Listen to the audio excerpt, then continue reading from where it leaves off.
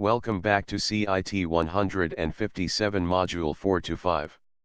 In previous module, you have learned some validation skills using empty character and a built-in function is NaN, is not a number. In this module, you will use regular expression. It is like a pattern checker. It can check what characters or words are inside other longer string.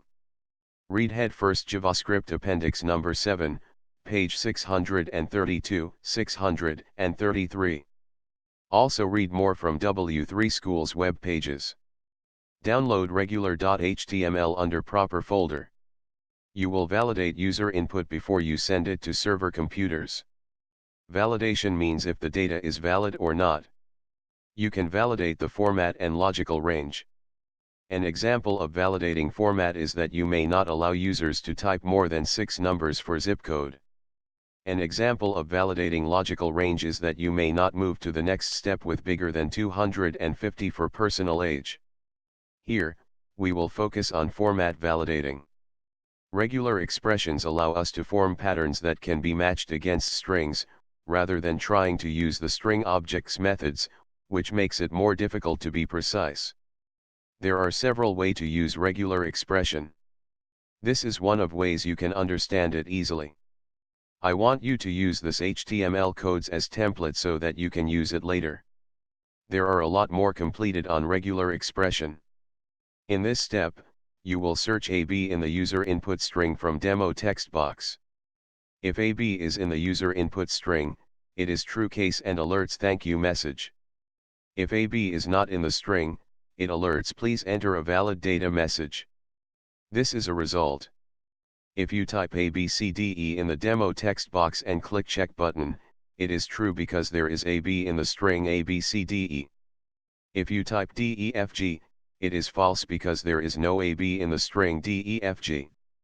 In each time, you have to enter input and see the result. You should understand what you are doing in each slide. You can change /AB/ to some other string you want to search. For example, if you replace /AB/ with /James/, then it will search James from user input string. If users enter some text with James, it will return true. If the string does not have James, it return false. Test it by yourself. If you use modifier I at the end, it will ignore alphabet cases. Upper cases or lower cases do not matter. If the search string is /James/I, then uppercase James or mixed James will be treated the same. There are more modifiers. However, we will not go further. Just recognize that there are more modifiers than I.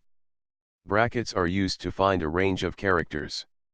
Inside brackets, if you put brackets A to Z, it will search anything between A to Z. It means you will search alphabets. These are examples of brackets. I want you to remember how to use brackets A to Z and brackets 0 to 9. Brackets A to Z is for alphabet range. Brackets 0 to 9 is for number range. If you put brackets 0 to 9, it will search if there is any number in the user's input string. Quantifiers will specify how many times, from beginning or to the end. Practice quantifiers here. Curly brackets X specifies a sequences of X. It means certain consecutive positions should be met to be true. 1. And curly brackets X matches any string that contains a sequence of X and S. 4/brackets 0 to 9 curly brackets 5/. It will test if users input any 5 consecutive digit numbers in the string. Test ABC 1 2 3 4 5 FE. 4/brackets A to Z curly brackets 3/I. It will test if users input any 3 consecutive alphabet characters in the string. Test 1 2 ABC 4 5. 2. And curly brackets X, matches any string that contains a sequence of at least X and S. 4/brackets 0 to 9 curly brackets 3, /. It will test if users input any at least 3 consecutive digit numbers. Test AB 28456 DE. 4/brackets A to Z curly brackets 1, /I. It will test if users input any at least 1 consecutive alphabet characters. It means there should be at least one alphabet to be true. Test 134 AB34. A caret indicates that the string should be met from the beginning. Slash caret brackets 0 to 9 curly brackets 5, comma slash. It will check if users enter any at least 5 consecutive digit numbers from the beginning of the string.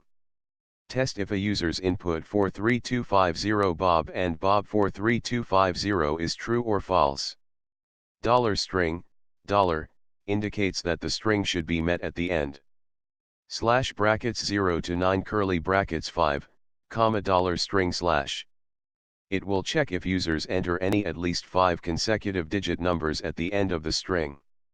Test if a user's input 43250 Bob and Bob 43250 is true or false. Even though you could not understand in details, you should be able to recognize this practice. If you combine caret brackets 0 to 9 curly brackets $5, it will check zip code. A caret will check from the beginning. The range is 0 to 9 only number. Curly brackets 5 means it should be 5 digits without any other letters. Then $string, dollar, indicates to the end. Overall, only 5-digit number will be true. That is zip code. I summarized zip code validation again here. You can validate for names. In the practical world, there would be more complicated names. However, to make it easy, just suppose that there is no space, no numbers, no special characters in names. Only alphabet. Then you can use caret brackets A to Z range, curly brackets 1, comma, for at least one alphabet, and $, for to the end. Then you may ignore the case with modifier I. It will check if users enter any series of alphabet at least one letter. You can modify it the way you like. For example, you may increase the number to 2 so that names should be at least 2 characters. You can apply this for city name also. This is summary for checking names and city. So your final regular.html will check name or city. Submit your URL of regular.html. This is the end of module 4-5. In this module, you have used regular expression to validate data in client side. It is a big portion. It would be very useful for your program.